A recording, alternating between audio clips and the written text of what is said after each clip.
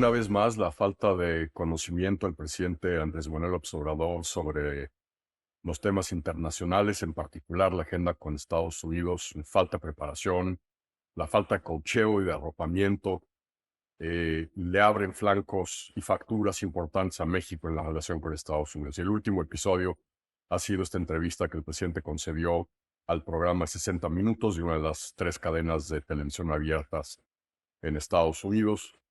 Una entrevista ciertamente mal preparada por la entrevistadora, que si bien ha cubierto en el pasado algunos temas de frontera, pues en realidad no manejan los temas de la relación bilateral con Estados Unidos y mucho menos conocen los temas de la agenda política interna mexicana.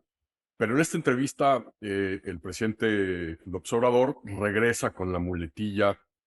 que ha tratado de enjaretarle a la administración Biden y que ha usado como una especie de chantaje diplomático, primero para boicotear la cumbre de Los Ángeles, la cumbre de las Américas en Los Ángeles hace ya algunos años, ahora con el tema de la colaboración y la cooperación en materia migratoria del gobierno mexicano con el gobierno del presidente Biden. Cuando en la entrevista el presidente mexicano regresa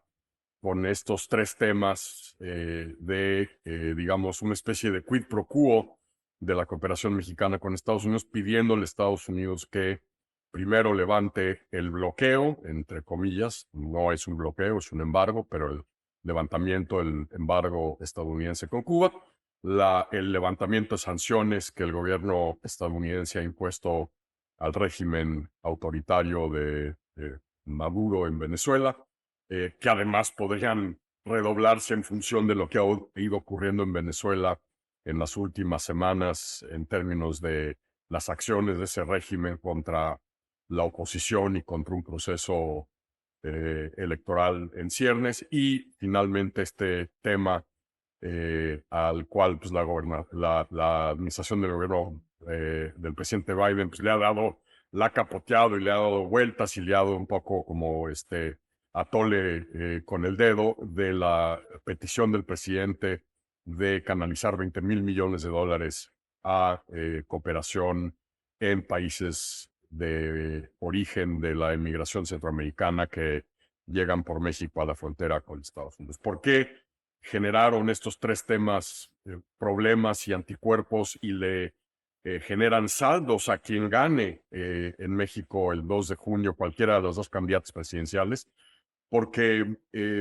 primero la bancada republicana en el Congreso ha reaccionado de manera virulenta. El presidente de la Cámara de Representantes, Mike Johnson, ha declarado que estas demandas del presidente eran intransitables e inaceptables. Una de las legisladoras pues, más conservadoras, yo creo que un poco de lo que yo llamo el ala talibana del Congreso, Marjorie Taylor Greene, republicana en el estado de Georgia, ha dicho que este chantaje del presidente era casi un acto de guerra contra Estados Unidos. Y luego el propio exmandatario Donald Trump, el disque amigo del presidente, el hombre que ha presumido cómo dobló al presidente mexicano con el tema migratorio, declaró a los pocos días de esta entrevista que evidentemente no canalizaría ni un centavo de estos recursos que pide el presidente mexicano a Centroamérica.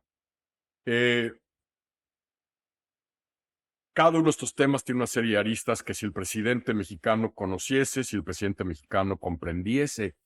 la situación política en Estados Unidos, tuviese un bagaje sobre el desarrollo de estas políticas en Estados Unidos, entendiera el sistema político estadounidense, pues no estaría formulando. Primero, el tema del embargo a Cuba es una decisión del legislativo, no le compete al Poder Ejecutivo estadounidense, sino es una decisión del Congreso. El Congreso tendría que aprobar una moción, una iniciativa para levantar el embargo, que sí es una política equivocada, es una política fracasada. Yo siempre he dicho que, como dijo Einstein alguna vez, hacer algo 1001 veces y pensar que se van a obtener resultados distintos,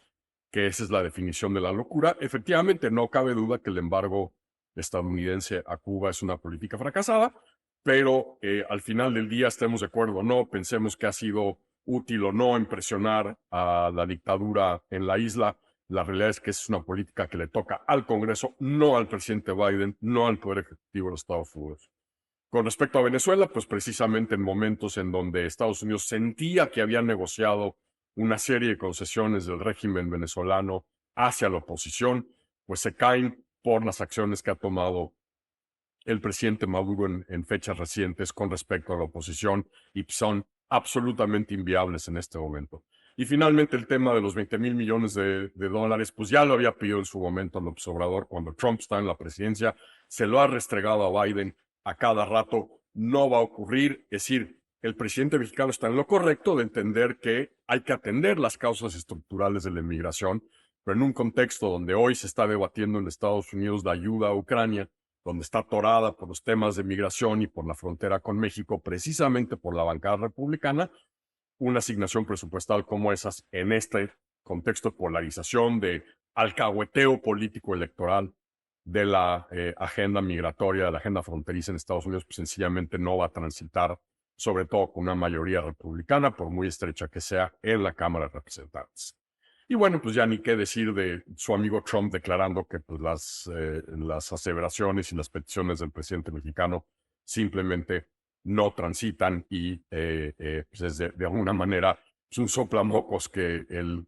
exmandatario estadounidense le manda al presidente de México. Sí, importante que finalmente el presidente López Obrador en la entrevista dejó de tratar de tapar el sol con un dedo al admitir que, bueno, pues en realidad sí se fabrica, sí se produce un poquito de fentanilo en México. Todas las investigaciones, todos los datos duros demuestran que es mucho más que un poquito, pero bueno, es la primera vez que en público el presidente, sobre todo ante un medio estadounidense, acepta que sí efectivamente se produce fentanilo en México, pero digamos el saldo de la entrevista, que en realidad